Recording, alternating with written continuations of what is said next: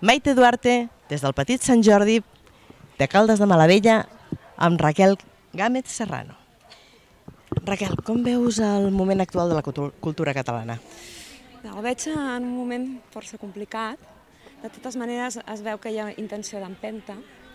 El fet d'estar aquí a Caldes, aquesta oportunitat que esteu donant a autors, ja és un fet important, és una passa.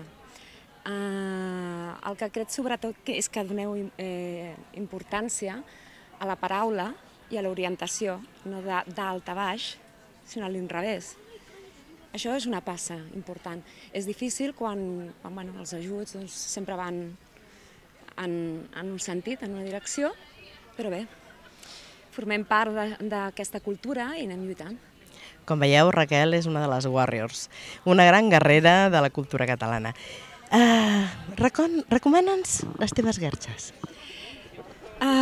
Les garxes dels teus companys. Les garxades, jo quan penso en elles, me'ls imagino com els gremlins, no? Allà quan van venir a casa en una capsa, com totes esvalotades.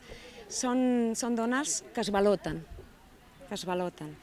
I, és un llibre de relats interconnectats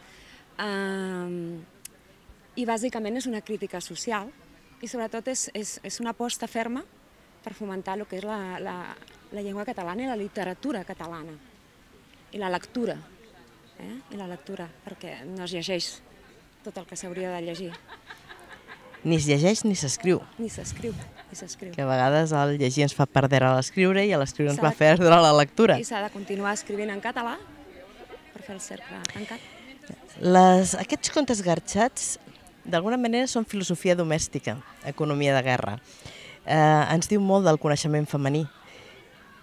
Què tens a dir? Quina és aquesta aposta?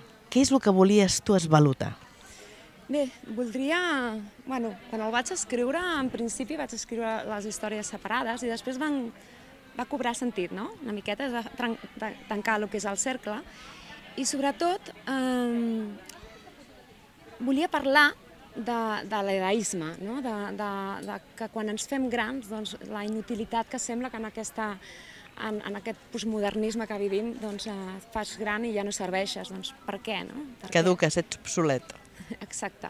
I jo penso que no, i que se li ha de donar oportunitats a persones que precisament potser s'han de jubilar abans, per tota la connotació política i econòmica, sobretot, que estem vivint, i llavors era una aposta per demostrar una miqueta i per parlar, i sobretot aquest mot de l'edaisme, que a més el català l'ha assolit malament, perquè hauria de ser edatisme, d'edat, però com anem darrere d'on anem, és això. Hem perdut el domini del mot, de la paraula, i ha quedat buit de contingut. Tots aquests autors que trobareu al Petit Sant Jordi, tots aposten per tornar-lo a omplir. Estem dient que qui no té somnis mor abans. Raquel, el teu somni? El meu somni... Ostres, aquesta pregunta no me l'esperava. El meu somni, doncs... M'agradaria poder tenir un racó on poder gaudir de la vida, perquè treballem a vegades per poder gaudir 5 minuts. M'agradaria, a l'inrevés, anar a buscar el meu edaisme, fent-me més gran encara més d'hora, com prejubilar-me, si vols, poder gaudir de la vida, perquè treballem, fabriquem, comprem, tot això està aquí, i després no gaudim de la vida. El meu somni és, amb el meu home, poder tenir més temps per mi i dedicar-m'hi sobretot a llegir, que és el que m'encanta, i, si escau, seguir escrivint. Què us sembla? La seguim? El drac ho farà. Maite Duarte, amb Raquel, per Drac Make It, des del Petit Sant Jordi, a Caldes de Malavella. Moltíssimes gràcies. A tu.